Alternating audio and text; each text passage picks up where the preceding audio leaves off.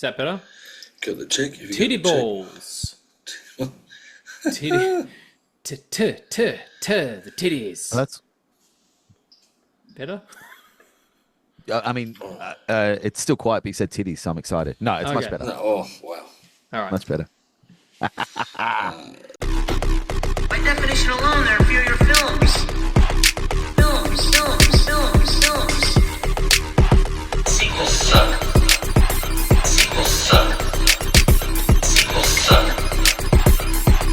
Films. We're freezing and lagging. I was like, well, I wouldn't. You don't.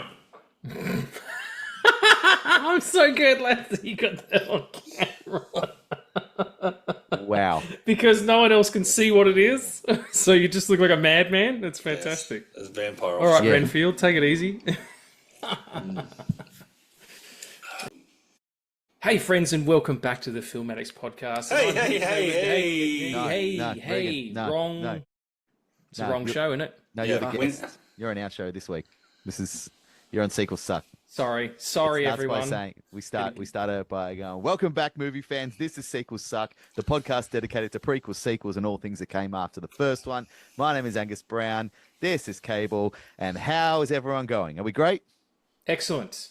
Get Wonderful. ready for Blade 2, baby. Ready for Blade 2, Cable? We should introduce you because everyone's spoken except you now. How you going, man? You good? Yeah, good. I was going to say we're doing Blade 2, the 2002 sequel to the a lot of 1998 twos. breakout film Blade, which I'm very excited to. This is crazy, and now I'm annoyed because I didn't go back and look, but I know when we started this podcast, when we did Jaws 2, Blade 2, and even Rise of Planet of the Apes was on, at least on my card, to do very early on. I remember doing an Instagram post about it, and it's taken this long. Yeah, I think every time we've talked about doing Blade 2, everyone we've ever talked is like, oh man, I want to be on that one. It'd be great. And it's just taken us so long to get around to it. And I don't even know why, honestly. It's good that you're finally doing it because it's so topical right now. Well, that's There's just Blade everywhere. and exactly right. I think if we want to, spoiler alert, Blade turns up in Deadpool and Wolverine, and I think as soon as that happened, I remember thinking, awesome, and then I'm like, why have we not done Blade 2 as a podcast? It is pretty funny that we did Deadpool and Wolverine before we did Blade 2. That's true. But it's just any Blade is a good Blade. Any day you're talking Blade is a good day to talk Blade. It is also it's a good time to talk about it because as we were just chatting about before we officially started the ep, it's all but confirmed that the Mahershala Ali Blade MCU movie is not moving forward anytime in the future, if at all, at the moment. And after Deadpool and Wolverine, it certainly has put some fire under everyone's asses to maybe get Wes back in the fold because the movies hold up, and he holds up as Blade. He showed us. He's still got it. You say they hold up. I might correct you on that, but let's continue. Oh, okay. Yeah. All right. This is going to be fun. Contentious, to say the least. Contentious, to say the least. Look, I think it goes without saying all three of us are very fans of the original Blade. In fact, I think after the last time you were on, after the episode, we were talking a lot about Blade, Regan, and about 3 minutes into the conversation, you had convinced me to go and buy the Blade 4K, which I immediately did. Yes. Because you were just raving about how good it was, and I think probably Great while we were transfer. still on mic, I was on my phone ordering it, and have since watched it. And yeah, man, so good. Yeah. Such a good transfer, such a good film. So fun. I like it more now than I did when I first watched it. I wasn't a huge Blade fan in the 90s. I was like, yeah, this is cool. I like it. And then I rewatched it and I was like, holy shit, this movie is amazing. It's absolute fucking balls to the wall excellent. It's so good, in fact, and it feels better now because we've had these decade and a half of these series of movies, Marvel, DC, all this kind of stuff. To have something, I understand that Blade got sequels because we're talking about one, but the original Blade as an artifact, as it stands on its own, is just a fucking great movie that happens to be based on a comic book, and it had real teeth, so to speak. It allows itself to be for adults. It allows itself to be dark in places. There's bloodshed. There's sex. There's fucking violence. There's Wesley Snipes with a fucking blade, like an actual sword, and he's a blade as well. It's probably in my top 3 favorite superhero movies of all time. What really makes me long for the pre-MCU era of superhero movies, when a superhero movie was just, hey, there's this character, we could do something cool, like let's go for it. Like Yeah. even the days of the Dolph Lundgren Punisher, like just fuck it, let's try this and see what happens and go crazy and have That some movie fun. kind of rules too. Yeah, like because it didn't fucking matter. You Yeah. know, back in the days when a superhero movie didn't have to be anything other than a cool movie. It Yeah. didn't have to loot. It didn't have to adhere to any overarching ideology. It was just, Yeah. hey, do we want to watch this guy punch that guy, but one of these guys has superpowers? You go, yes, I fucking do. Like, that was it. And the other one's Stephen Dorff. Yeah, that'd be great. I'd love to see 90s Stephen Dorff get punched in the fucking throat. That's great. He's In the excellent in most that movie. fun But it's way. also like if they were going to become franchises, they became franchises within their own story. So Blade got 3 movies, but fucking, Spider-Man didn't turn up in one of them. No. The containedness of them, Yes. they weren't all a universe. I mean, now they are, but just that containedness really works. It was so good. It was so good when you could just watch a superhero movie and not have to worry about anyone else showing up or watching 17 other movies. 48 before it, yeah. Like, you could just sit down and be like, you can say to anyone in the world, hey, do you want to watch Blade? Yeah. And that can be the end of the sentence. Like, there doesn't need to be anything. You don't Yeah. have to say anything. And they watch it and they either like it or they don't. But you don't have to be like, oh, well, the reason you didn't quite get that bit is because what he's talking about here in this scene is 3 movies ago in the Captain America series, in this one scene in Elevate. Like, fuck off. These movies are better. These movies Which are better than and, MCU. and talking about the sequel, I mean, we don't have the problem of you can accidentally pick up Blade 2 at Video Easy or Blockbuster and watch that without seeing the first one, and you get enough of the exposition, just a quick almost recap of what happened in the first one, and you're up to date. You just keep moving forward. You don't need to have seen the first one, and I kind of like that as well. Like, it's always better to have seen the first one, but walking on the second one is still fine as well. Yeah, I think I've talked about this on a episode before, but I vividly remember years and years ago when Civil War came out, and I'd been keeping up with the Marvel movies at that time. My wife hadn't, and she was like, "Do you want to go to the movie?" I'm like, "Yeah, there's Civil War movies out. That should be pretty cool." She's like, I haven't seen like the last couple." I'm like, "No, you don't have to worry about that. Like, they're just kind of their own thing. It's cool." And it was the Civil War was the first one that was like, Deep benches, yeah. fuck you if you haven't seen the last 10 movies. You're not allowed to watch this movie. And like 20 minutes in, she just looked at me like glared and she was like, what the fuck is happening? I was like, I don't even know. Honestly, I didn't rewatch anything. And from that point on, I feel like that's been the vibe of superhero movies. We just have to have seen all of them. Yeah, I can't catch up anymore. No. I've given up. Oh no, I think most of us have. I think we kind of all got past. It was like Endgame was the end, and then we all kind of everyone like stumbled through the next couple and was kind of like, I don't want to do this. Why am I doing this? I don't like it. And then we all eventually was like, oh, we don't have to. And we came out of our stupor. I think universe sending us COVID was a message saying you need to stop with the Marvel movies, everybody. So here, have a plague. Yeah. yeah. Oh, that's a good way to look at it. Yeah, COVID was our version of Thanos. yeah. I just think it's a shame. There's a It's not funny, but it's funny. there is a thing to be said that I do kind of love that the Marvel thing is all interconnected and they're well and truly within that same universe. But we're not talking just a TV show. We're talking about full movies that are at least 2 hours, if not more. Again, that's a lot, and pre-credit sequence, post-credit sequences to tip us off to the new little clue for the next movie or whatever, or the next character that's going to be introduced. But yeah, it's a slog. Like not every film of the 20 odd that lead up to Endgame are fantastic, and they're not ones you're necessarily going to watch a hell of a lot again. So yeah, it's a shame because I think newer generations of kids, including mine, that like some characters, you could put that movie on. You go, I'm sure they'll get something out of it, but then they'll be like, but Dad, who's that? Why are they that? And it's like, I do feel like that's the problem with the MCU now, is that the great thing about it being connected is like it's too connected where you can't really, especially the later films, you can't really just jump in and just enjoy it. You kind of feel like you have to watch a YouTube video to catch you up, and it's like that shouldn't be what it's about. Well, I'm experiencing in real time. I've got a 5, almost 6-year-old son who fucking loves Spider-Man. Yeah, and we flick through Disney Plus, and he sees like Spider-Man. Was it No Way Home? and the poster is like Spider-Man and Doctor Strange, and he's like, "Oh, Spider-Man and Doctor Strange in the movie." I'm like, "Yeah." He's like, "Is it a Spider-Man movie?" I said, "Yeah." He's like, "Well, why is Doctor Strange in it?" And I was like, "Do you have 4 hours? Yeah. Yes. Let me give you an old history of everything you've missed, champ. Because if he jumps in now, he's going to be like, "Bleh." It's like the comic books. They become impenetrable at some point. You just can't just jump in wherever you want. And you've thinking gotta about it as well, click like on to that catch shit. your kids up, like kids have, short attention spans anyway. If you were to start at Iron Man 1 and fly to California and then fly back, you still wouldn't be finished with all the shit, If it's too much of a good thing always leaves one wanting less. That's all I'm saying. Good. Star Wars. And with So that, you need a lozenge? What's going on? Yeah. is there a risk? And I sniffed it at the start of this episode. Is there a risk, maybe, that some of us feel that way about Blade 2? That That perhaps it was too much of a good thing. Too much of a good thing. Perhaps we got too much. We got Oh no! in the twos and the twos and the twos and the too much. I No. feel like there was a sniff there, Cable. No.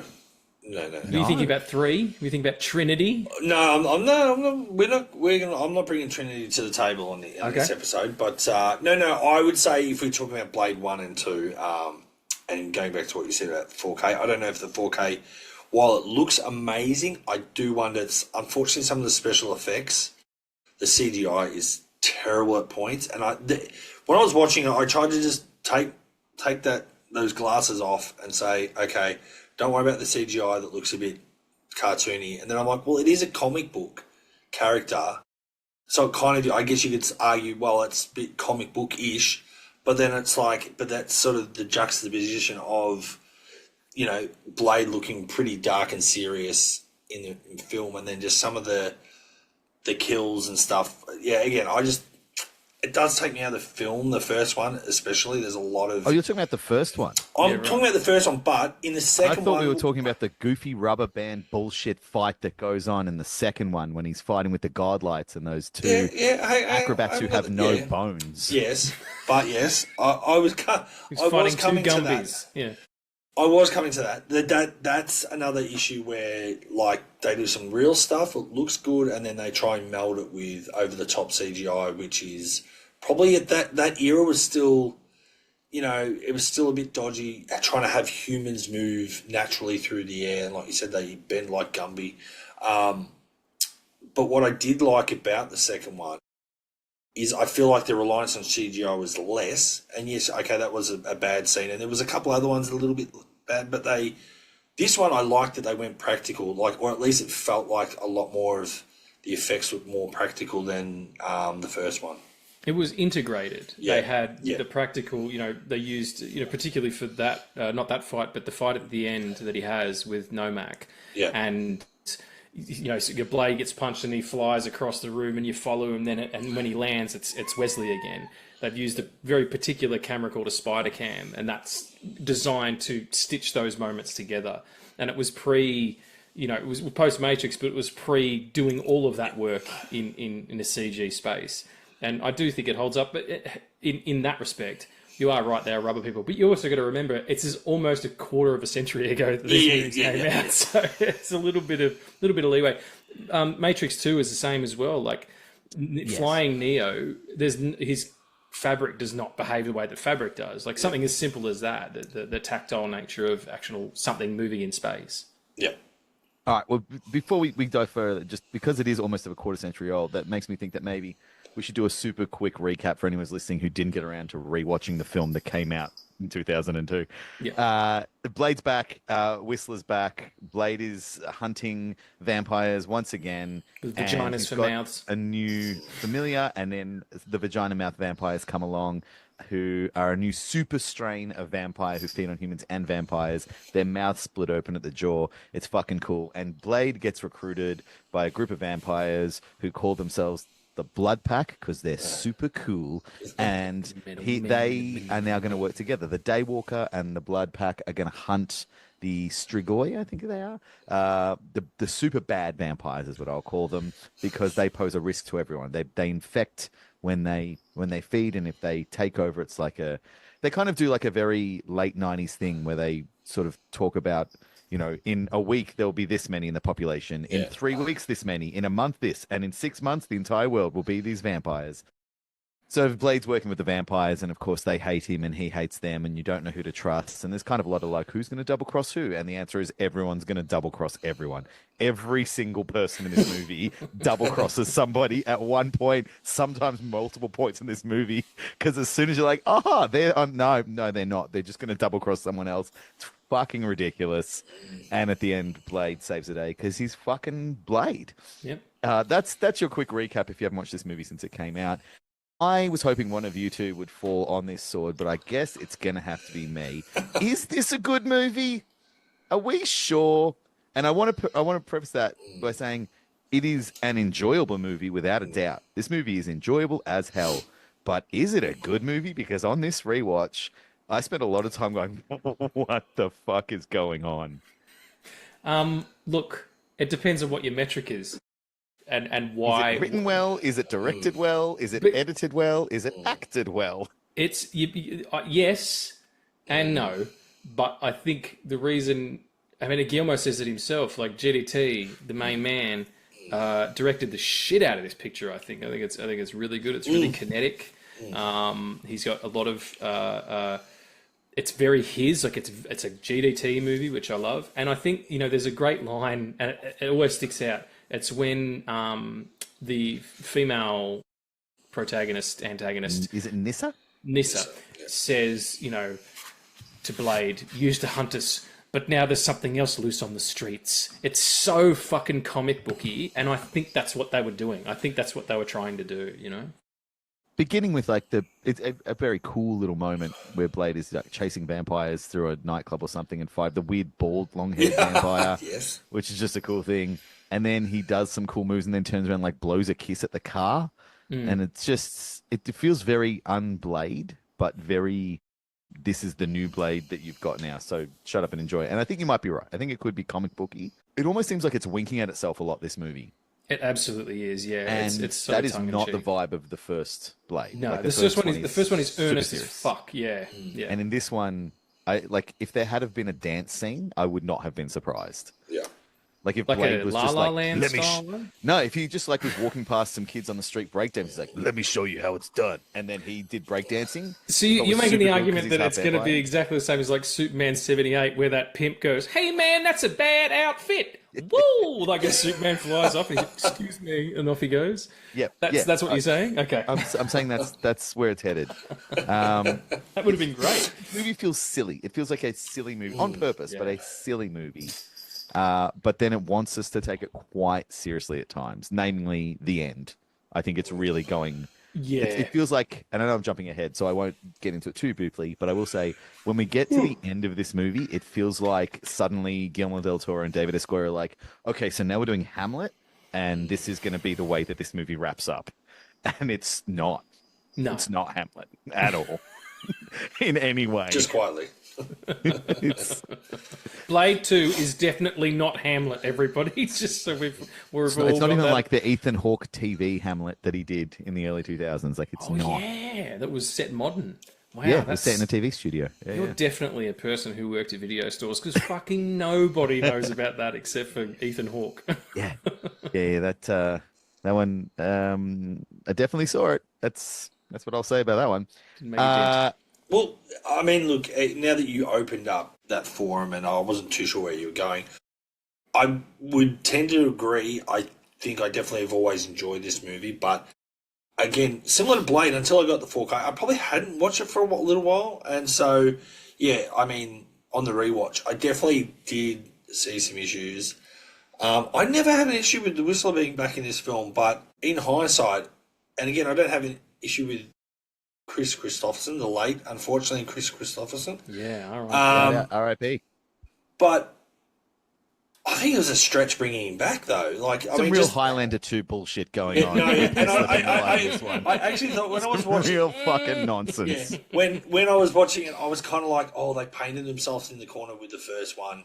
He's not coming back, but then the way they had him in this, and I know they try to explain it as best as possible, but I'm like, oh, Angus is going to hate this, or it's just going to, like you said, it's like Highlander 2 kind of rubbish. It's like, oh my god, really? they unvampire a vampire. Is that my understanding of what they do with Whistler? They make him a vampire, and then Blade cures him of being a vampire, and simultaneously brings him back to life because he was dead. He shot himself in the head, but then he didn't shoot himself in the head. Clearly didn't. I also just think it's one of the situations like the better story was right there if the main villain of 2 is Whistler. If that's the big thing that's going on, if Whistler's the big bad, that's or even so if much he's more still, interesting. even if he's still on Blade's side, because you don't have to be a vampire and be evil. It's not Buffy. Like you know, you can be. Also a it great would just be point. like, hey, I want to work with you, and Blade's like, I can't because you're a fucking vampire now. Like you're the enemy, and it would be contrast to the Blood Pack being there as well. Of like, okay, so I'm trusting you, and I'm trusting them as well. Like, who am I now? Like Blade would have this existential crisis about now. I'm working with the motherfuckers. Like. That would be interesting. Automatically better. Yeah. Also, I know this is a small thing, but it pissed the hell off out of me. Kristofferson doesn't. Pissed the hell off out of me. Okay. Have a limp in real life. He walked perfectly fine as a human being. He did not need to have a limp. He had a limp in the first one because it was a character thing. He gets turned into a vampire, and everything we learn about vampires is it makes you faster, better, stronger, heals all your ails. You are a super person. And then after he gets unvampired, he goes, the sons of bitches didn't even fix my leg. I'm like, the vampires don't voluntarily choose what parts of you they fit. If you're a vampire, the virus does it. Yeah. He can walk like a normal human man. He could have had a different line when he's like, well, at least my leg's better. And then not have to wear the fucking brace for the next movie. And then be like, okay, he got something. But they seem so committed to him having the leg brace. They had to throw in a thing where the vampires... I was like, this is insane. You were just writing up whatever you want about the folklore of the vampires, which was so heavily entrenched in the first movie, but also in our collective consciousness because we all know like 15 things about vampires, whether we want to or not. Like you can't escape vampire knowledge. Do you think maybe he just dug it? He just thought he liked the brace? Maybe he was like, I'm just going to keep it. Also, his brace in the second one I was reading is literally Wesley Snipes' Blade costume from the first movie, and it was too big for him. So he had this leg thing that was too big for him. Okay. that he wore around. I kept trying to do research. I could find no logical reason why they chose to do this. No. You can't tell. There's when no you watch the movie. Wikipedia page It's for not it? referenced. Not that I could find. It didn't make any sense. It's like, it's his thing from the last movie. I'm like, but why? www.whistlersleg.com. Yeah, I don't think you're gonna find something else. That really got under my I skin. do think after the cool setup of Blade and kind of telling us the rules of that world and with vampires, I do think they started bending the hell out of their rules that they set up in the first in this one. It became much more supernatural as opposed to like in the first one it's scientific. He says it, crosses and holy water don't do dicks, so forget what you've seen in the movies. It's literally a quote from the first film. Use a cross, sunlight, or holy water, or a stake through the heart, or chop their fucking head off, or all that kind of stuff. Like, and then you get these, genetically enhanced vampires, obviously, but then you've got this vampire council, and you've got what is it, Dimmer something or other, the guy with Nisa's dad, like the fucking guy. He's got all spoilers. Those. He's got the Sunny Boys. Oh no, that's and not a all spoiler. that. No, we know he's her dad. Yeah, there's other spoilers that goes on with that family. And he's got the little embryo things and all that stuff. And it was just a little bit more fantasy than sci-fi. Yeah. It's. I mean, look. I don't want to beat a dead horse, but did you notice every time that they get a weapon out, there is like the loudest like swish or chink or click, like they put cartoon sound effects in all the fight scenes in this movie, where every move should have like the word swoosh or something appear on the screen. And that really took me out of it. Like, I know the fights, we only get one CGI bad fight scene, but even when it's not, the fight scenes feel quite small. Like, the choreography is very tight and... Oh, really? Blade looks very clumsy in this movie. Really? Oh, okay. When it's actually Wesley Snipes, when it's not a body double, he looks super clumsy. Like, he's doing weird little, like, front kicks in front of him, but he can't extend his leg properly, and he's kind of does, like, one spin and a punch, and then he can't move for a second. He just... I don't know, I think they did him dirty in this. Well, look, that's interesting. I'll have to go back and have a look, because I was actually thinking one of the notes I had was I felt like the fights were a little bit more complicated and a little bit more going on compared to the first one. But that could be a trick of the camera too. The camera moving. Everyone with some else of the fights. is fighting better. I'm not saying Blade was necessarily fighting great, but I felt like there was a little bit more. The fights went a little bit longer and felt like a bit more intense in this one. Like they ratcheted it up a bit compared to the first one. But maybe I'm mistaken. Maybe I watched the film wrong. I don't know. I just felt that way. But I'm not saying Wesley fought very well, and maybe he was struggling physically to keep up. I wonder if part of it is yeah. because the legendary Donnie Yen is both in this movie Yes. and one of the fight choreographers. He was a choreographer, yeah. And he probably pulled some pretty cool shit off with everyone else who's fighting in it. But I also know that there are 4 listed choreographers in this movie, and one of them is Wesley Snipes. And I wonder if when it came to the scenes where there was big fights, Wesley was kind of like, you tell everyone else what to do, Donnie. I'll tell me what to do, perhaps. It was also Wesley's stunt double was the original choreographer, and even in the behind the scenes, the making of, you can see Donnie Yen talking about it, and you can see that he was frustrated by being stifled because he didn't even want to be in the movie. Like GDT went to him and said, I want you to come and do Corey, and he was like, cool, and he goes, and also I want you to play Chupa or wherever it is. Snowman. And he was like, I'm going to be on set anyway, I might as well. And yeah, you get, like, his fight scene in the club is awesome. He does that fucking flying double kick, like what's the guy in Mortal Kombat? That guy. Oh, Liu Kang. Liu Kang. He's got a full Liu Kang on this guy, and Yeah. it's awesome. But yeah, and then when Blade fights, it's all these kind of strange close quarters, almost like Casey fighting, where it's like Batman Begins. Yeah, very strange. One of my favorite things about Blade 2 is that Donnie Yen was the fight choreographer, or one of the fight choreographers, but he's the only member of the Blood Pack who doesn't die on screen. Like, he didn't get to choreograph himself a cool death. Yeah. He gets killed off camera. He just gets killed off camera.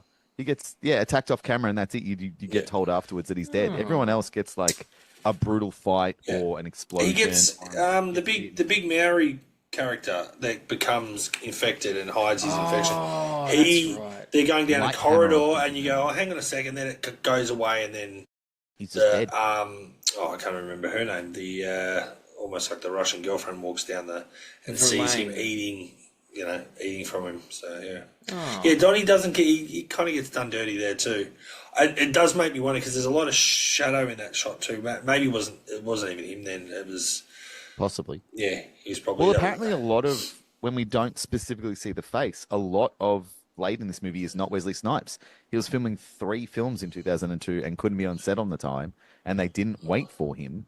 So they got a body double, not just his stunt double. They got body doubles and stuff to do everything else. Wow. So, What were the other movies? Was that 02? That could have been... Yeah, too. Yeah. And Liberty Standstill.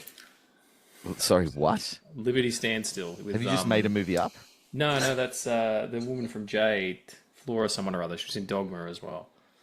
Oh, Linda yes. Fiorentino. Yeah. Linda Fiorentino. Yeah, he's in a movie called Liberty Standstill with her. Or actually, it might not be her. It might be Natasha Skinsky.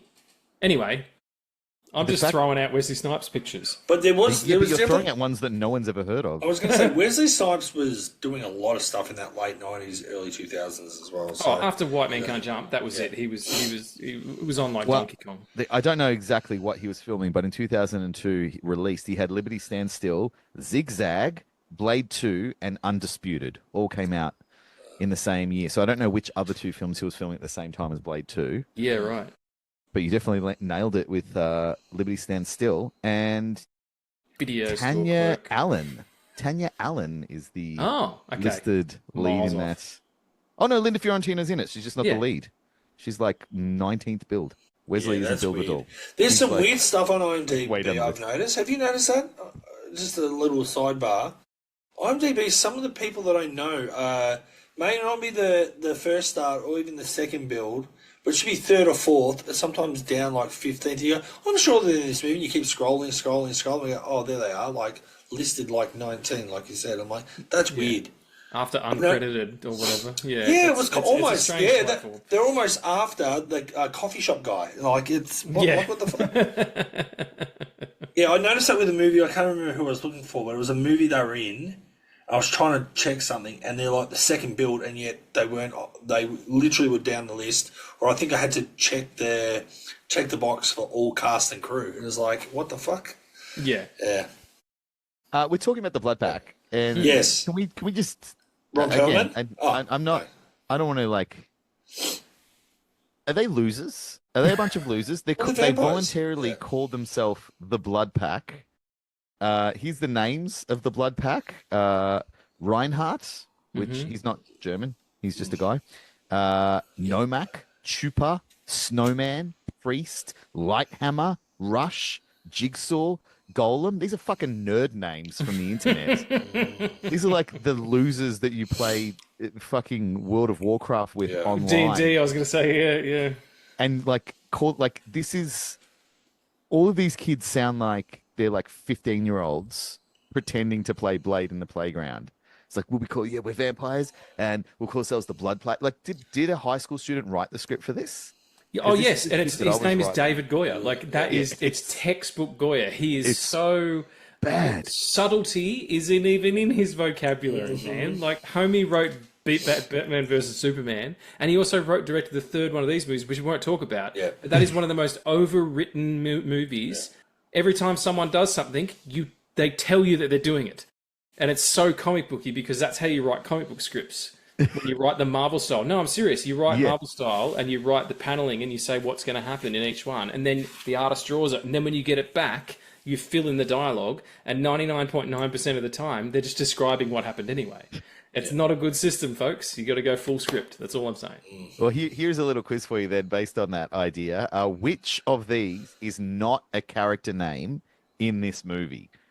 Chode, Come on. Little G, or Teabag? Chode, Little G, or Teabag? Which one It is has not? to be Chode.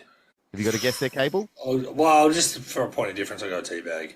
It was a trick question. All three of those are names in Blade 2. No. There is a Chode, a Little G, and a Teabag. Check the credits, people. What the hell is going on? Who is Chode in the film? I don't know. Oh, so they're just minor characters in... They're named characters in the credits. When I was watching it, I rewound. I was like, "What? Sorry, what happened? That is what happened right outrageous.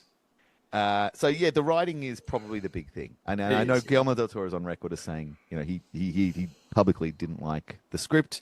It's also the only film to date that del Toro has directed that he hasn't had a part of writing. He doesn't have a writing credit on this one, but he's been a part of writing every other film he's done. So I think Sounds that's about probably right. Yeah, he was an auteur up to that point. So yes. So I imagine that probably wasn't something he liked, but he back and forth. He says the script is terrible, the dialogue is awful, but then he also in interviews says a line of dialogue, now you have an explosive stuck in your head, has a sort of beauty to it. I'm like, well, it does. yeah, It's that comic book thing cool. that he loves so It's a much. cool You thing. know, it's and before that, the only English language film he'd made before that was Mimic. Yeah. And he had such a horrible time making that. I feel like he took this job to be like, I might be able to do something with this, even though it is, what it is. The script is in my thing, but I will have the creative control and final cut and all that kind of shit. So I feel like, there's part of him, the part of him that has integrity says it wasn't great, but I did it because it was the right career choice. And then the part of him that is maybe kind of cycle it back because he's now an Oscar winner says, oh, it's all good, it's fine. What I'm doing German. I can't do GDT. It's a tough one to get to. He's got his own version of an accent. Yeah. You're right. You are right. There's a line that you made me think of just then when you were talking about how it's overwritten, how David Escoy does do overwriting, where Blade is captured and Whistler's captured and Blade's knocked out and he comes to and he's looking for his weapons and Whistler says, they took everything, even your sword. What did you think they would do? Did you think they would leave? Oh, no, we'll Blade leave with his that. sword? Yeah, let him have the sword. It's sentimental. Is there a value. scene that David Escoy wrote where it's like two of the vampires are like, all right, get that and that. What about the sword? He's like, nah, I don't think we need to take the sword, dude. And the supervisor comes in. He's like, what the fuck are you doing? Take the sword. And the whole time Whistler's like, God damn it, I can't believe they thought of the sword. These guys are clever. Like, I like that there's a vampire supervisor working out what they need to pack up. All right, guys, I want you to bubble wrap that, put that in a box. Lisa, can you please make sure you're getting all these written down? And I want photographs too. We want to know what we're taking from Blade in case we have to bring it back if he wins. Yeah. Hey, Cho, teabag, what the fuck are you doing? Get the sword! You sons of bitches. How many times? Chode and Teabag were definitely the heads of the moving committee. Yeah. Absolutely. Wow. Why don't they ever get us to do any like battles or biting people? Because our names are Chode and Teabag, man. Of course they're not. Little G. Where's Little G these days? I can imagine them in like sort of jumpsuits, like removalists, type scenario. Yep. Sitting in a storeroom just bagging stuff up. And if it was Disney, if the films were being made during the MCU times, those motherfuckers would have their own TV show right now on the Disney Plus. Chode and Teabag Hour. And you know what? It would probably be the best thing they'd made in 10 years. It would be. It'd be like, this shit is great. I mean, Agatha All Along was great, but let me tell you about Chode and Teabag. Oh, man. The Adventures of, because it's pretty epic. Fantastic. What do you think about the set that the fact that they went to Prague? Good setting? Yeah. Yeah, because especially in 2002 when none of us knew anything about any part of Europe that wasn't like the famous ones. Yeah, 100%. I mean, look, it was obviously done for... I don't think we knew that Prague was definitely a country when we watched this in 2002. I didn't know. Did they make this up? Was it real? Is it not real? I'm still not 100% sure on it. Yeah. But I do think it works for this film. It's perfect. For sure. Perfect. It's perfect, especially because I know it's not the same country, but the fact that like he goes to Russia at the end of one, just kind of acknowledging other countries exist is a very rare thing in American superhero movies. So I really enjoy that they double down on it. It's just New York City, like Gotham. Yeah, nothing happened. As long as they don't have a vested States. interest in it, like let's take the Avengers to Korea because that's where a huge part of our market is. Yeah. I mean, I guess that is the good thing about Blade is it's him against the vampires, and they are a global threat. So he will go where the biggest vampire threat is, which really makes him, I guess, the best superhero. Like he kind of makes Captain America look like a little bitch. It's in the name. Captain America's like, I only care about one place, and it's here. Fuck everyone else. And Blade's like, no, if there's vampires, I will go and I will destroy them and help those people because I have a larger purpose. Yeah, and if I've got to, help out Putin, I've got to help out Putin. Like, I don't want Putin to become a vampire. He doesn't need more power. Fuck. That's it. Can you imagine how bad that would be? I know. Greater good, guys. I'm working for the greater good. Exactly. I want to find good things about this because I know I'm being the negative Nancy about this movie. The score is fucking cool. Yep. Marco Beltrami, who also worked with him on Mimic and famed Scream composer, he scores the Logan shit out of this movie. Yeah. It's incredible. It sounds so good every time any bit of music that he has for this movie kicks in. And I am convinced if you watch this movie without the score, you turn it off like 20 minutes in. You reckon? Okay. It's so propulsive. It really carries a lot of scenes that don't have a lot in them. Mm-hmm. I feel like there's a lot of stuff in this movie that catches your eye and makes you go, what the hell? What's going on? There's a lot of cool stuff, but there's also a lot of stuff that's like, what? Why is that? But the music kind of like, it washes your brain of all that. It's like, no, shut up. This is cool. It's like, okay, yeah, all right. I guess it's the same as like if you went into a nightclub and they turned the music off, you'd be like, fuck this place. I'm out. I don't want to be here. Sweaty people Like that's talking. the entire of Blade 2 is just a nightclub. And like the second they turn the music off and turn the lights on, you're like, no, fucking put this away. God, what am I doing here? I should be living my life. But I think Beltrami's score, like just he ties this film together, and I think he got exactly what needed to happen to be like, bam, I'm gonna elevate. Great needle drops too. Like the first film has got some cool tracks and some specific stuff like DJ Crush, but this has got like team ups. They did fucking Mos Def and Massive Attack did a song together, Eye Against Eye. That song fucking slaps. It's so good, man. There's Crystal Method at the end. Come on, all you motherfuckers, and he throws a guy into a fucking a pool of blood. Like that's sick. Yeah, it's sick. That's it. But mixed with the score as well, like they work in concert. Yeah, Del Toro definitely had an ear for like what this needed to make it. I guess what his vision was, because he's working against the script that he didn't necessarily love, and he's coming in, the second part of a film franchise that's growing with a star who is very, very confident in himself at the time, off the back of a that was not what he wanted it to be. So I think he probably was looking wherever he could to be like, help me make this good. Boog, please help me make this good. And the score and the soundtrack were like, this is the voice of the movie. This is what we need. And fucking It's rocks. also shot like a motherfucker as well. The I think his name was Guillermo as well. Navarro, the cinematographer. Hang on one second. Berenstain. Yeah, and he did Beekeeper recently, and Black Widow, and Fury. He's had a good career, and some episodes of MacGyver. Okay. And Harold and the Purple Crayon. Of course. Good for him. Yeah, but it's shot fantastically. There's a beautiful scene with him and GDT in the Damaskinos' sort of lair, and they're talking about what he wants, and GDT's like, okay, I want this here, and then we're going to cheat the eye line and have this here, and then we're going to bring the Steadicam in, and the DP's like, okay, we had this and the Steadicam, no problem. Like, he's just got this beautiful, love of the craft. He's also the guy who gives Whistler the newspaper, and they're speaking Esperanza, that fake, Spanish language. That's the dude with the eye patch. Ah, good on him for getting in there. Yeah, and he shot the shit out of this movie. It's beautiful 35mm, mostly up. It might be some 65 when they do the spider cam stuff, but yeah, it looks really good. And this movie was a hit, wasn't it?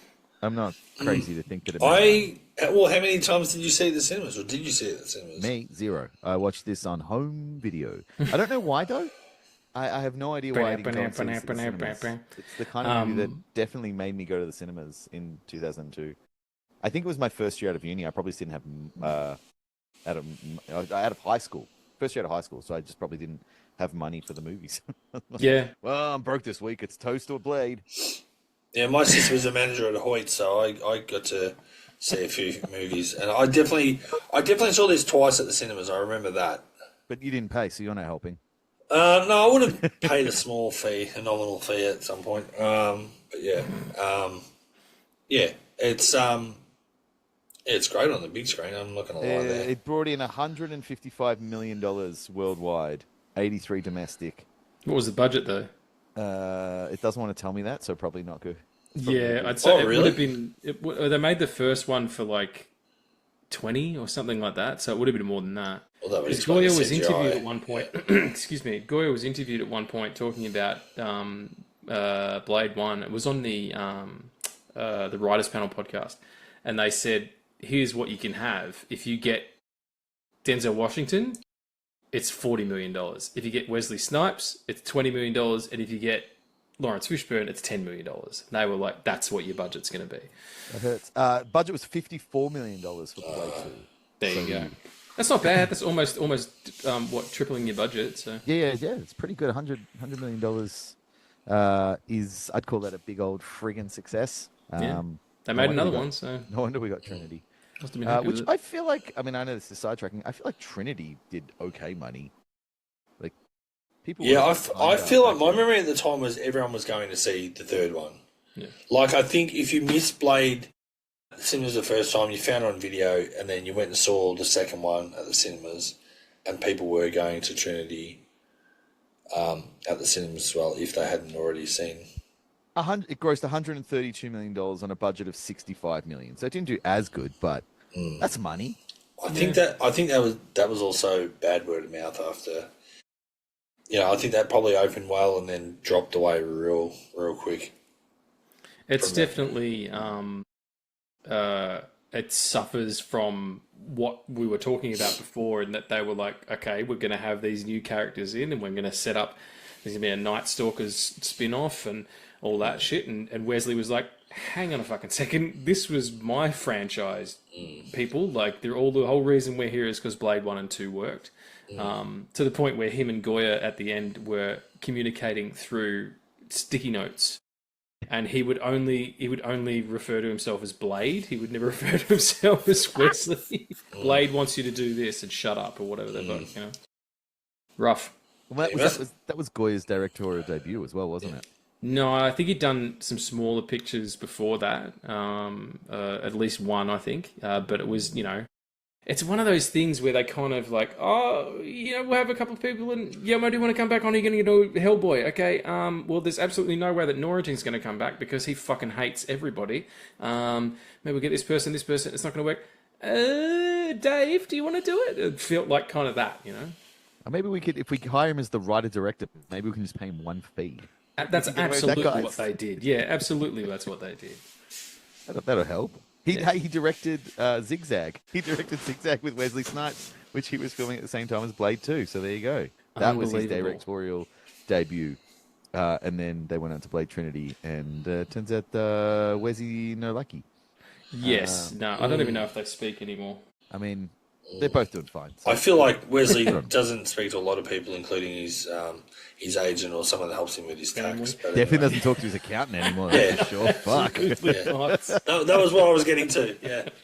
Not unless it's through bars. Isn't it funny how, like, as a society, we've just collectively all decided to forget that Wesley Snipes went to jail for a while? Yeah. We're all just like, we don't care. Shut up. Put him in more Blade movies. Wow. Look, you know what? He didn't go to jail for something serious like sexual assault or raping someone or killing someone or whatever. He went for tax evasion / didn't pay his taxes. And how many Hollywood stars you would argue that if we knew their full history should be behind bars for doing a lot worse? Absolutely. Yeah. And he had a good sense of humor about it. He made a joke about it in The Expendables. So Norman Reedus is also in this. No, I was waiting for this one. Norman Reedus. Again, going back to these names you talked about, he's called Scud. He's called Scud. And not Scum, Scud. Scud voluntarily. Because it's like a stud. He's trying to explain it. He's like, like stud, like a stud. I kept waiting for him to explain like a Scud missile. Yes. Yeah. Like, I don't know, I'm expensive and destructive or something. Like, there was a cool thing to him to say. He was like, no, Scud, like stud. It's like, why don't you just call yourself Stud? Exactly. Why don't you just say, I'm Stud? Or Studley McCool? Because everyone else in this movie has a 15-year-old name. So why not just say, I'm Studley McCool? Is he the least believable good guy ever? Like, at any point, do we actually feel like we're supposed to believe that he's a good guy? Because you just look at his face and you're just not a good guy. He's smoking weed and eating donuts. I'm expecting Jason to come in and fucking lop his head off.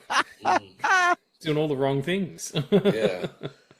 Like he does offer Wesley some weed at one point, and as Blade, he goes, maybe later. Like, clearly Blade's going to finish his vampire killing for the day before he gets his high on, But he is going to get his high on. He absolutely will.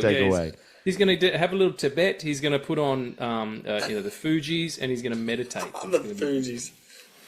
Had some good albums out at that time. That's all I'm saying. It's great. It's incredible stuff. I love Norman Reedus, I should say, in all that. But yeah, when he has the reveal and he's like, I'm his familiar. And Blade is like, I've been onto you all along. I'm like, yeah, me fucking too. Like, I don't think any of us bought that shit, Scud. No.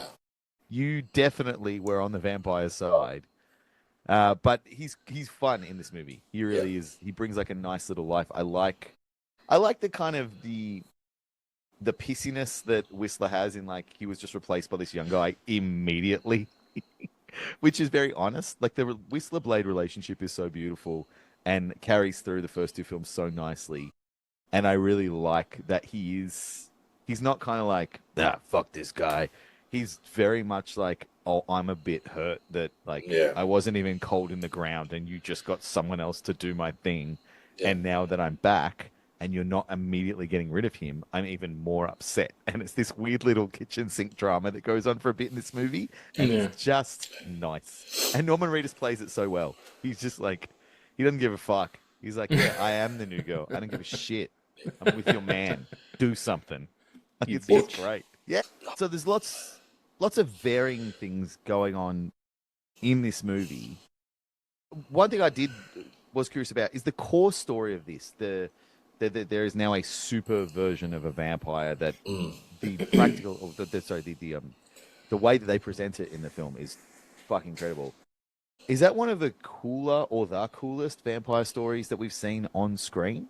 Because we get a lot of retread territory of vampires, is what I'm getting. Yeah. Like it's a lot of Dracula, Nosferatu vampires. They drink your blood. Sometimes they're funny, sometimes they're mean, but it's always the same kind of shit. This was one of the only times I can think of like a movie that said straight up, "We are a vampire movie," doing something that is different, literally like an evolution of it. Yeah. Is that like one of the coolest things we've seen in a vampire movie? For me personally, and sort of kind of, I guess, go against the negatives you talked about. One of the things that you and me talk about in these sequel films a lot of times, it's not always the retread. It's like trying to do something different. And the fact that they go, okay, we're going to do vampire film, but we're going to ramp it up a notch and we're going to change it. And it had this feeling, it was a bit like Aliens, a little bit like The Thing. It was like, we're going to just do this, this new hybrid fucking vampire.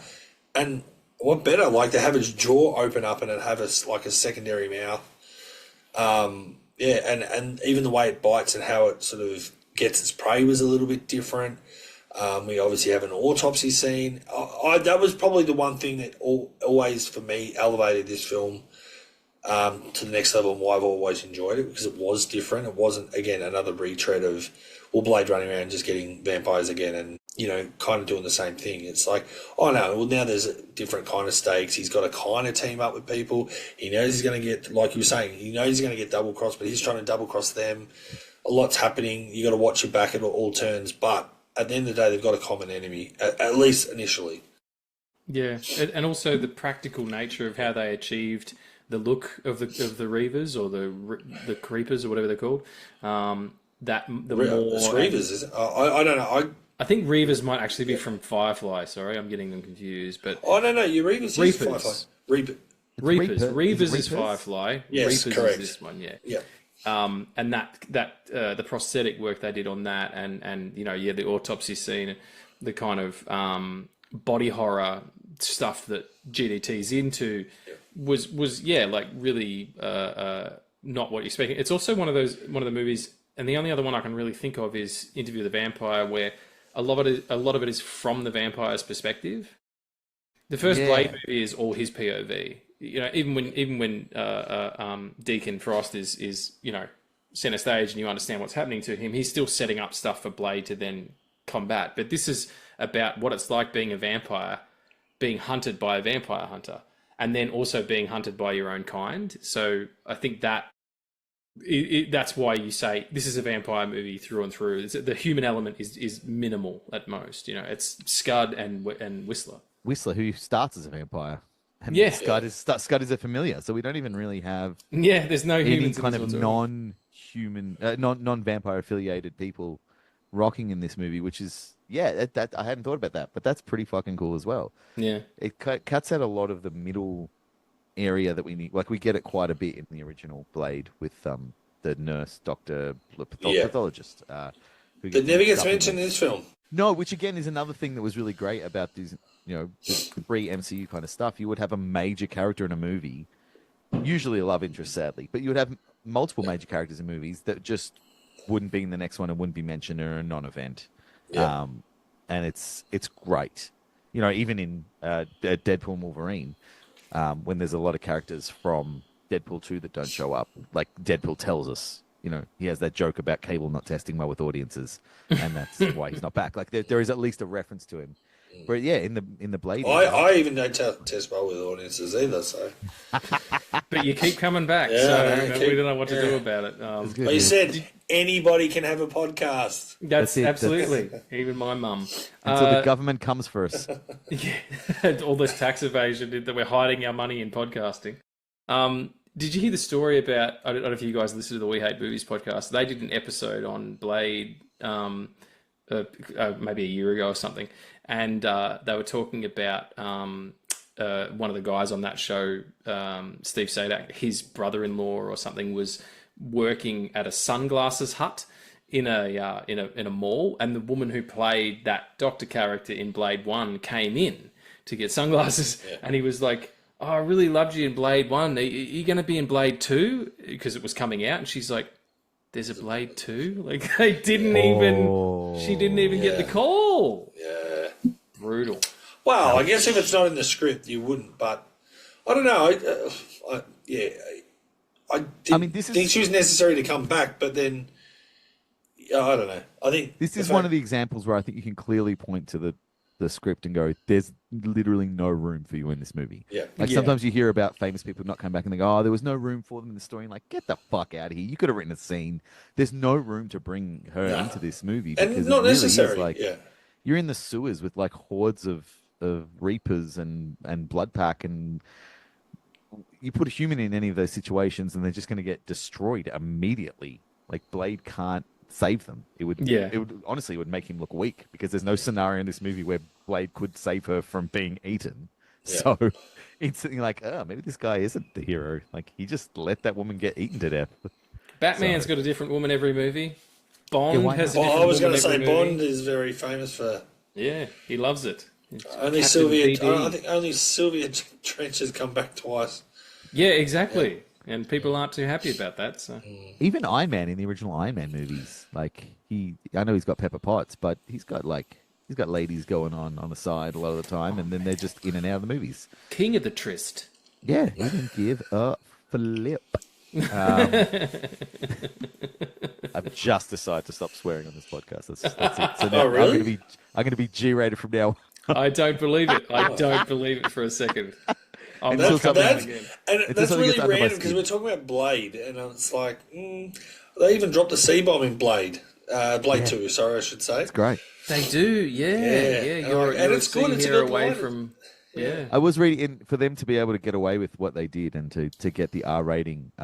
They decided that they had to make the Reaper's blood green, and that was why they have not red blood in the movie, because it would be too much blood and swearing and everything else that censors don't like. So the way they got away with so much other stuff is like, oh, well, their blood's green, so it's not real, so don't censor us. And of course the censor's like, oh yeah, we don't care. We don't care about that. You can cut them in half as long as there's no red blood. Yeah. That's fine. Or the part where he gets his head taken off and the eyes still blinking. That's still looking, Pretty cool. Pretty cool. Did you feel like, again, watching these back to back for the first time in quite a while, I always thought I remember when I saw Blade 2, and I always thought to myself, it does feel like the Aliens to Alien, in that Blades is serious sort of film, and like you said, like it kind of, this one's maybe a little bit more comic booky or a little bit nudge, nudge, wink, wink, but then the fact that you have a blood pack that think they're the bee's knees and this will be a walk in the park, and they've brought, Blade has to come, he's kind of like the Ripley character's like, I don't really want to do this, but this is a means to an end and what have you, and I'm going to lead. Or, I don't know, I just felt it does have a very Aliens vibe to it, and the fact that the Reapers, the mouth opens up and sort of the sucker almost comes out is very sort of similar to an alien as well. It definitely does. It's like say xenomorph. Yeah, it's like, we'll just ramp up the action. It might not always make sense, but we'll just balls to the wall. I mean, it's definitely an elevate, and this is something that we talk about a lot on the show about, with sequels. Yeah, it is definitely more comic booky. Like I think is his name Rush, the bald, long-haired guy that he sees at the start, who then he's the bookend of the movie. He comes. He has like a pink feather boa at the start. And the end. He goes to the sex club, and then the window opens, and Blade is in the sex club where the woman should be. Which, hey, look, man, I'd get it done. I'd manage to get it done. Oh, it's not a woman; it's Blade. That's all right. I can probably finish. But the series of events that led to Blade being in that room, that's like, how did he get in there? How did he get in there without murdering innocent humans? That's what. Yeah, that's true. I didn't think of that. Or they're familiars. Fuck them. Are they? All of them? I don't know. Yeah, slaughter them. That's maybe he just says that.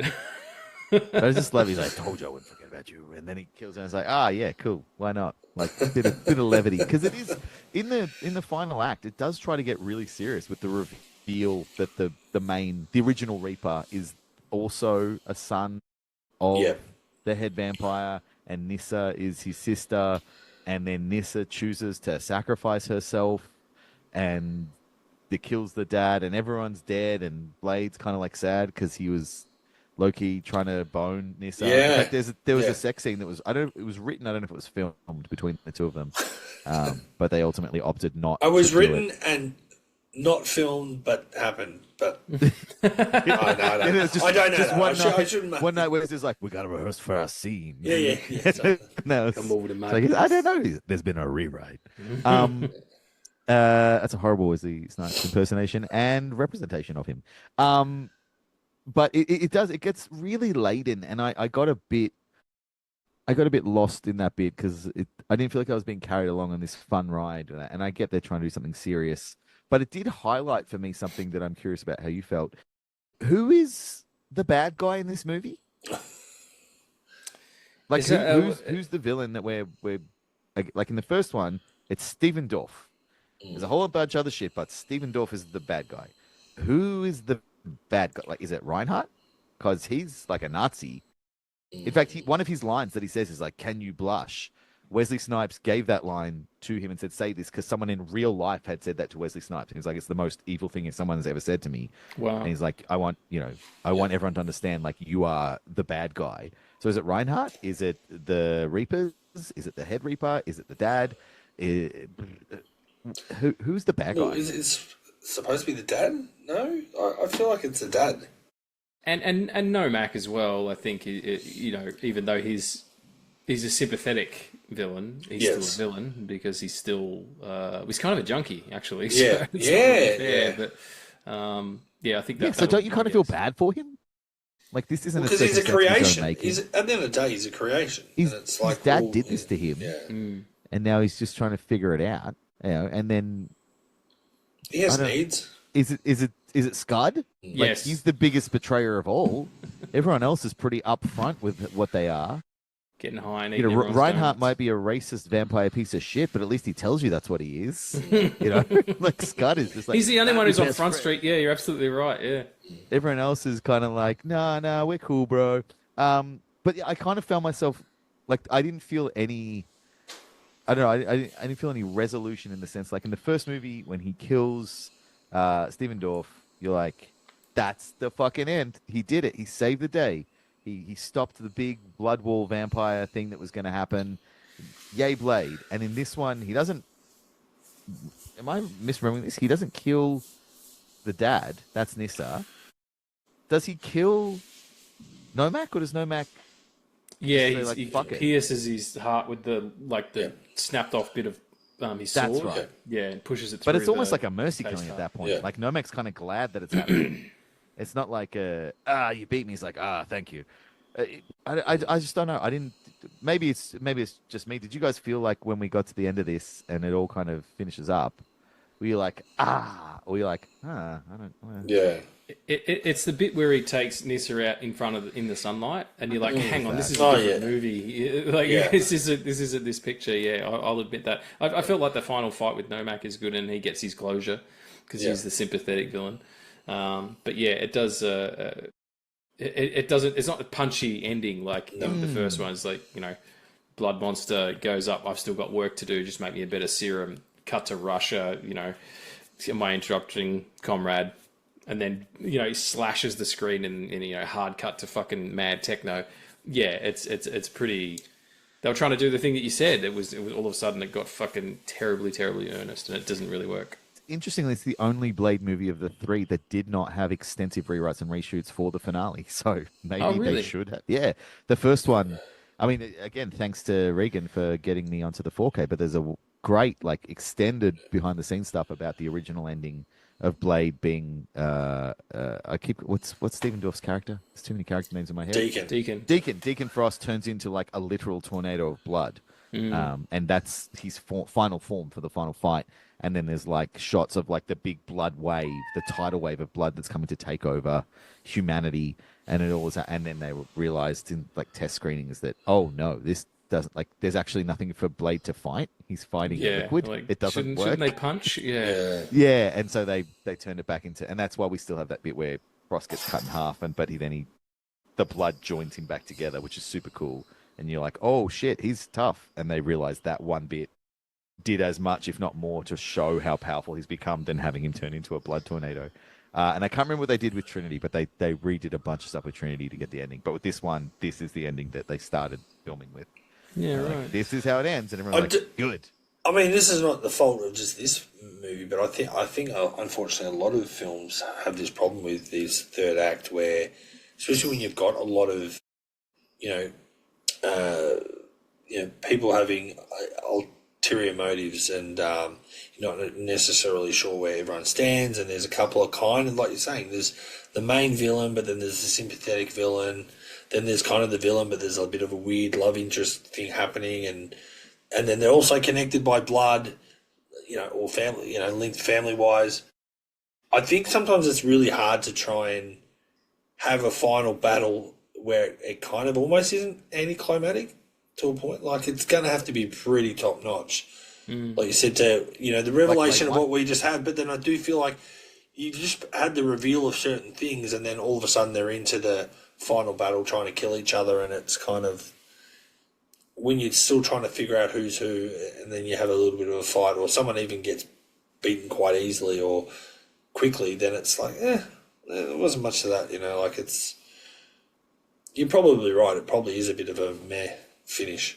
I don't know, it just left me wondering, like, what was I supposed to feel? Like, what did they want me to feel as an audience member here? What was supposed to be the payoff here, the resolution? Like, because Blade's real nemesis in this is Reinhardt. Like, that's the guy he's against. Yeah. The rest of it is just he doesn't like vampires in general, and he doesn't want humanity to get wiped out by the Reapers, but he doesn't really have, like, a dog in the fight against Nomak, other than he's just, like, the carrier of the disease.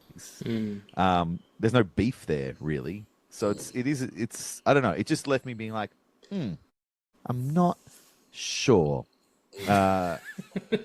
Which is interesting, because there is always a risk. Like, we're all similar ages. We all watched these movies when they were coming out a long time ago. And there is always a risk when you revisit them, especially when you revisit them to analyze and then talk about at length on a podcast, that some of the shine comes off and you go, it's not as good as I remember.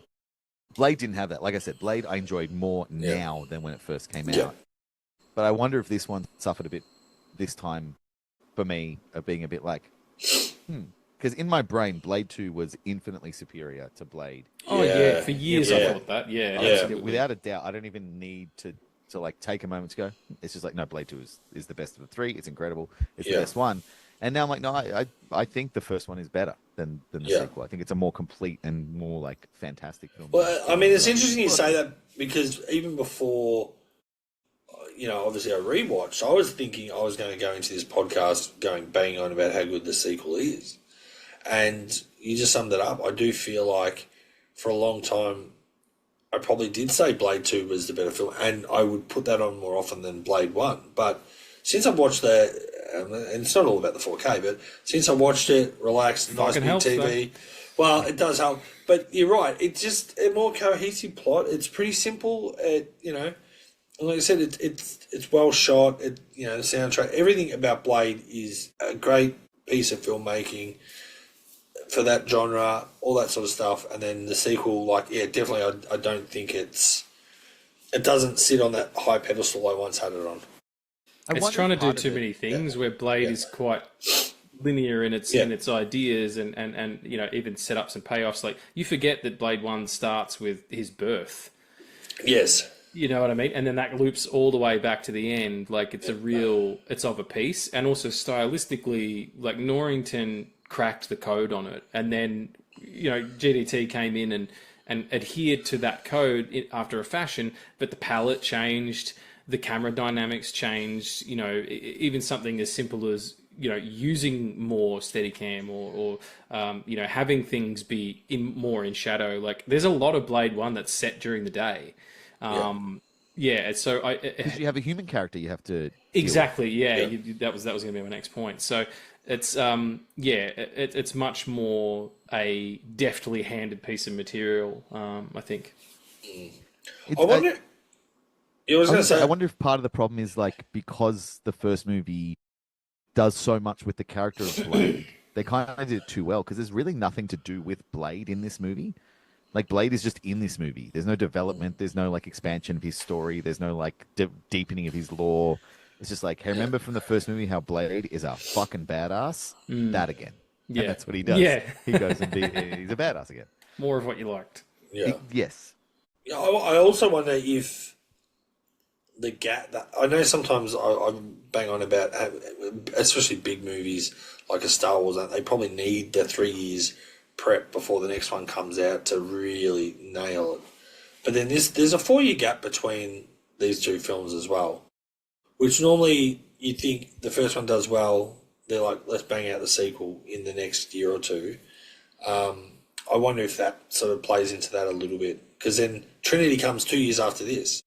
So Is it only 2 years? Is it? Fuck. Yeah, so they didn't waste time bringing Trinity out. So, yeah, I wonder if it was one of those things that's like, oh, Blade went better than we expected. And, yeah, okay. It could have been Wesley's availability as well. Who knows? He was doing a lot of stuff. So, but again, I wonder if that's another thing where, you know, sometimes too much time can be an issue as well. But, you know. Agreed. I mean, is there much more to say about Blade 2? I think we covered it. I think we covered it All right, well. then I've got a couple of quick yes or no answers for you. Yes. This is Just another dipping into the fake positive. trivia that you're going to ask us. No, it's fake trivia. This is more just like trying to figure out how we feel, because I still don't know how I feel about Blade 2. Is this GDT's best movie? Absolutely not. No. All right. Is it Goya's best movie? Well, I haven't seen enough of all As a this writer, stuff, really. as a writer, he didn't direct it. So as a writer, Oh, no, I think he's written some better stuff, hasn't he? Though for a long time, again, because I love this film so much, I would have said yes. Again, Well, I mean, the first one is probably his best thing. Well, yeah. I mean, he also he I don't know how much of the script he wrote, but he contributed to the story for The Dark Knight. So I wouldn't say so. Yeah, Batman Begins then probably is his best picture. I like Blade more, but it's Batman Begins is a really good script. Is this Kristofferson's best film? No, it's Heaven's Gate. And shut up, everybody. Heaven's Gate, A Star Is Born, Blade Yeah, I One, was or gonna Acceptable Answers. Or Payback. Payback. The Mel Gibson Mel Payback. Gibson picture. Ben Affleck. Yeah. Oh, No, You're not thinking Paycheck. paycheck. Payback I is can't the. even remember him in Payback. Yeah, he was. Well, that's interesting because that film is. It was written and directed by Brian Heldergen, something or other. I can't remember his last name. Yeah. Writer guy, and it was going so badly that they completely changed the ending. Mel Gibson kind of took over directing. They wrote in a whole big new storyline which had to do with Kris Kristofferson's character, who is this, the head of this mob family that Mel's going after and kidnaps his son and that kind of stuff. But you can get a DVD with the original cut, which they kind of restored. And it's a much bleaker film and all that. And but yeah, Kristofferson's not in it at all. I had forgotten all about the film Payback until you just mentioned it, and I remember I really like Payback. And It's now fucking rules, man. Go back to it. It's I awesome. really want to go watch Payback. Yeah, it's hard to watch because there's a bit of there's some pretty strong violence against women in it. But the guy who does it is a piece of shit, and he gets his. So It's from memory. It's a bit noirish, isn't it? it is. It's based on the set of Parker novels, Right. That famous character, and Yeah, they just yeah. changed the name of it. But yeah, Yeah. it's So there's always going to be some. And noir is a horrible place to be a woman. It's Oh never yeah, gonna be you don't good. want to be a noir woman, absolutely, unless you're a femme fatale, and even then, it can end pretty rough. Is this in the top? Is this in the top 3 Wesley Snipes movies? No. It No, can't be now. Do you have a top 3? Probably. I know I'm just springing this on you. Oh, Passenger 57. I'd say probably, yeah. Oh, yeah, Wow. okay. I'm just spitballing. I'll Not including Blade movies. Liberty Standstill is excellent. No, I don't know. I have no idea. I'm Demolition starting Man. to feel like you produced this movie because you're bringing it up more than anyone has in the last 20 years. My middle name is Liberty. So, got it. yeah, it's a Jungle Fever. Oh, yeah. The Spike Lee joint is pretty spectacular. Chirac is really good. White Man Can't Jump. White Man Can't Jump is, amazing. absolutely, It's yeah, amazing. yeah. So, no, I don't even think, maybe Blade 1, but not 100% sure about that either.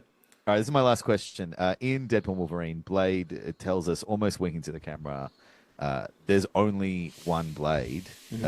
This has always been a lie. The short-lived TV series, Blade, the TV series. Sticky fingers. Sticky Fingers I'm amazed that you knew the answer to that question before I even answered. I was going to ask who played Oh, really? in Yeah, that, Sticky and I Fingers. can't believe that you knew it was Sticky Fingers. Yeah, mate, absolutely. And it was on Spike TV, which was, Yes, it was. TV for dudes or some shit was their tagline. Yeah, it's where Ink Master started as well. Was on Spike. Yeah, And then they right. changed to something else, and now they've just been absorbed by Paramount. Yep. So he For the never best. was the only Blade, but he's the best Blade. And I know that was my final question, but just a question or a thought or an idea. Do we want Wesley Snipes to be Blade in the MCU movies? With No. the little thought in the back of our minds, what we've talked about a lot in this is what makes these movies so good is they're not MCU movies. Is putting Wesley Snipes as Blade in an MCU movie going to be what we want? I honestly don't think he fits in an MCU or in the MCU. I know he's a character from the Marvel catalog, but I feel like he's in his own world. He's in an Earth that has a fairly big contingent of vampires. There's so many fucking vampires in this. No, but I like that. But I many. just don't see how that really works and meshes with all the other stuff we've set up in the MCU so far. I just don't think he fits. I think the biggest problem they're having with It's like Blade in general. he needs to be in an alternate reality of Earth. Yeah. Like it has to be that version of If it. you're going to introduce Blade into the current MCU world, you're going to have the first half of the movie be cutscenes back to other MCU movies where they edit in a bit where a vampire is eating someone in the background. Like in the Battle of New York in the Avengers, you're just going to have to cut to that. But in the background, a vampire is eating some of the fucking aliens. You're they've been here all along. You just didn't see it. And then in every Ant-Man, he shrinks down, and then as he shrinks down, there's just a vampire drinking blood dropping down on him, and he's like, "Oh, what's that?" They'll have to do so much stuff to work Blade into the MCU because there are so many vampires in the world according to the Blade movies. Yeah. There are so fucking many. They're every other person is. And it's like John Wick and Hitman. So every other person is a fucking hitman. What are you talking about? Who are they going after then? Who's getting Each other. who's That's what they paying go for after it? each other. They're out of people to kill. Yeah, I guess they that's gotta why kill that John's guy getting now. chased down. Yeah, he's fucking up the average. I think that the question they need to ask themselves, and I think that they probably haven't, and I don't run a major studio. I'm not a fucking famous director or any of that stuff, but I know about story, and once they finished with Endgame, what is the reason to do any of the films after that? Do you know what I mean? Think about it. Okay, so Eternals, Shang-Chi, you're trying to open up the world. You're trying to make it more inclusive. That's great. That's really good. Why? What is this story intent for having Blade come in? The reason that the original Blade was made was because the company who had it, owned the rights. Marvel wanted to make a movie where it was a black protagonist, and they were like, "We've got Black Panther and we've got Blade," and they couldn't get Black Panther to work. And Wesley said, "All right, let's do Blade then," because he was going to do Black Panther, and that's what it was. They wanted an urban, African American superhero, and that was the reason. And they told a good story. What is the reason to bring Blade into the MCU? Because it's not that anymore. It can't be that anymore. We have that in other places. So why would you do it story-wise? And Gus, you're right. It's going to have to... The retconning that's going to have to go on in order to be able to explain, well, where the fuck have all these vampires been the whole time? And you can't just multiverse this shit just to make it easy on yourself. Actually come up with a reason for this stuff to work. And you said a couple of things that are obvious, but just you really highlighted to me. One, it's all better given that Mahershala Ali is not going to be him, but even if he is, he's 52 years old. But the second thing you said, Blade 1 literally starts with Blade being born. He has been Blade his whole life. There can't be a Blade movie where he gets his powers or something, and that's why he hasn't been around the whole time. Blade's been around the whole time. Yes. So if you're going to bring him in, you do have a very big problem. And I guess the more that we've talked about this episode, the more I've researched the episode, the more I've realized why it has been such a fucking debacle bringing Blade into the MCU and why it was such a terrible, terrible mistake that they announced they were doing it before they were rolling camera. Because once you start to walk 2 meters down this road, you realize just how impossible it is to do it right.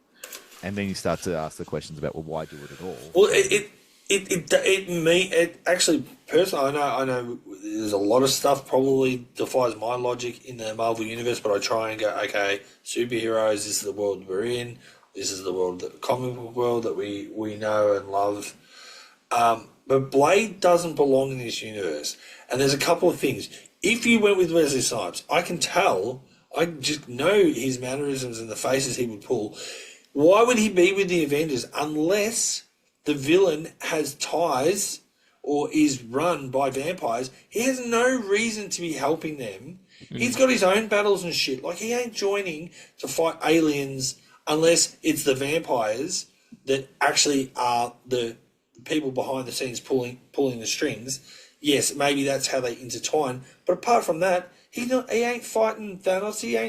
He's got other shit to worry about. Like, and like I said, like, he's a one-trick pony, isn't he? Like, well, he can only fight vampires. He's not going to come in and fight anyone. No, but he can. No. He's obviously strong enough, and he can fight. He can do other stuff. But what's his motivation to do any of that? No, exactly. Like, he's you got only get Blade when you have vampire problems. You don't get Blade when you have like intergalactic god warrior problems. Yeah, it's like you don't get the Ghostbusters that come to help the Avengers. Like, that's different thing. I mean, you know? like, that yet, would be pretty Cable. cool. You don't get them yet, but I guarantee you it's coming. I mean, I think they opened the door with the whole Void multiverse thing and putting him in it. If they he's already. They they didn't need to do that because he's already in it. Because he's in the end of the Eternals. He's the one who speaks to Kit Harington's character, who's the Black Knight, who is traditionally in the comic book lore fights vampires with the ebony blade. And then when he picks up that sword, you hear a voice, and it's Mahershala Ali saying, you know, I think you should be careful with that or whatever. Probably helped if I saw that movie. You would only know that movie because and I saw that scene, and I did not know that was what was happening. Yeah, it was, and the only reason you would know that is because Chloe Zhao said it afterwards. She's like, "Yeah, that's Blade. We're setting up Blade." Wow. Yeah. So he's already in there somehow. So they have him in there with Mahershala Ali. They have him in there with Wesley Snipes because you could just pull him out of the Void and put him, you know, in the MCU in there. But the problem is he's bound to Deadpool now, so he's got to kind of be goofy. I don't know. He's also 62, so he's also 62. But I like the idea of having Old Man Blade. I like the idea of having Old Man Blade and like younger from another universe Blade. Like have a movie. Okay. I think I talked about this in another episode. Have Blades and have like two different Blades. And it could just be called Blades. Would be the movie. And in the movie, have Wesley like, you know, handing the torch off to the new guy. Yeah, it'd be Sticky Fingers again. Fucking that'd be great. Bring Sticky back. Get him back in the game. Or you know who did the voice in the animated? You know how they did a bunch of X-Men and they did a Blade animated film. You know, the anime style one. That was Harold Perrineau from Oz. Oh, and he was also Mercutio. That's Baz right. Luhrmann's Romeo and Juliet. He's a plague of both your houses. At the moment. He's a phenomenal actor. Love him. Him in Oz is insane. God damn, he's so good in Oz. Excellent. He would be a great Blade. Just put a bit of muscle on and you're all good. Or just do a Blade TV series. Look, you know what they should do? They should just do a Blade TV series where like he crosses over with Daredevil or something and make him a street level guy.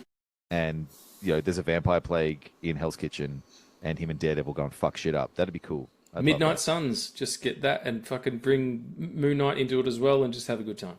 Well, hang on. We've already got Moon Knight. We've already got Wolverine we'll get him as well in the MCU. And we've already got Blade in the MCU. It sounds like they could just do that. Yeah, and we'll have Punisher as well in a minute. He's there now because of the Born Again series, and there's plenty of opportunity. I think they're just trying to make it too big. Story is there. Yeah. Well, don't let age not to for us. Not to date this episode, but don't let age get in the way of a good story, or don't put a cap on what you can do. Because I just saw a 58-year-old fight a 27-year-old in the boxing ring on Netflix today. So that's a very, very good reason to let age get in the way of a good story. That fight was atrocious. He stood there like a deer in the headlights. He was exhausted after 60 seconds. My God, no! If that's your reason to put Wesley Snipes in a Blade movie, I'm out. I don't want him in a Blade movie anymore. What did you think was going to happen? That is the most fucking staged shit I've ever seen. Oh, would have been. I was just hoping that Mike Tyson knocked the hell out of Jake Paul. I'm sorry, That but was never going to happen under any circumstances. Mike Tyson got the fattest paycheck of his career for that fucking thing, and there's a reason because they paid him to take a dive. But yeah, actually, it mirrors the sequel. By the way, it actually kind of mirrors Rocky Balboa when Rocky decides to come back and fight the young gun because a simulated thing said that he. Yeah, that's right in Balboa. And I was like, I'm like, when this was actually happening, I'm like, they won't actually fight. And then it's like they get closer and closer. I'm like, oh no, this is really happening. I'm like, is this not just the script from Rocky Balboa? It is a bit. I'm surprised no one said, I got something down here in the basement. I was thinking maybe I want to fight a little. I don't know. What are you talking about, Rock? You're fucking 600 years old. Blade's coming after you. Oh my god! Now that's the movie I want to see. I want to see Rocky Balboa versus Blade.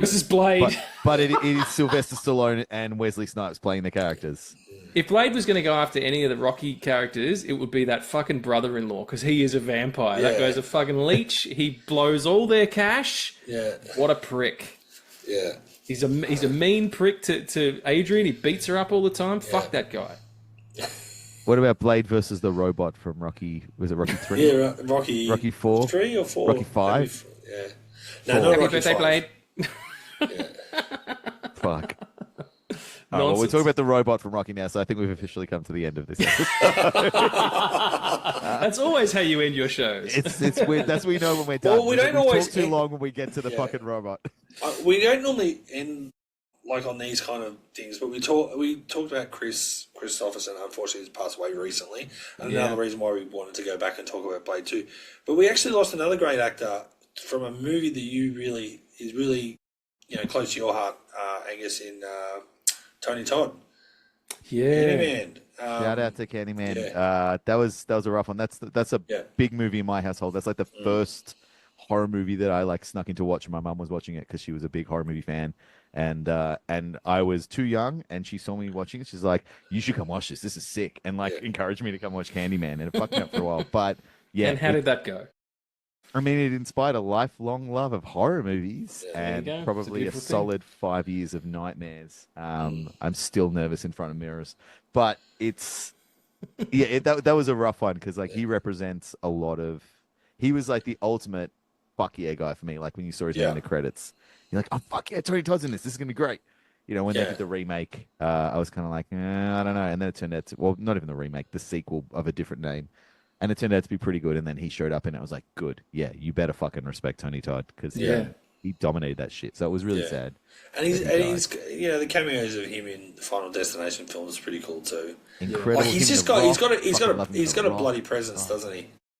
Yeah, he's that voice, man. Yeah. I went and saw the 30th anniversary screening of The Crow. Oh yeah. And he's in that as well. Yeah. But he's so measured and still, and he's just got such presence. When he leans down and picks up the dirt from the unearthed grave, he's just everything seems really meditative. I don't know. I dig him. Yeah, he's one of the great actors where he can be in a bad movie and was in a lot of bad movies, but whatever scene he's in is automatically 70% better than the rest of the movie. And you're why isn't this the movie? This is look at how good this movie could be if you just let Tony Todd cook. 20% more Tony. Yeah, just always. So yeah, that was a sad one to hear that he was, and he wasn't that old. So everyone go watch a Tony Todd movie tonight. Yeah. Watch Candyman 2. Watch with the Flesh. Something Flesh? What's Candyman? The Quickening? Farewell to the Flesh. Or the third one, Day of the Dead. He's in all of them. He's a classic. Legend of the game. Well, on that somber note, I guess what we're going to say is, as always, not all sequels suck. Cue the techno! That's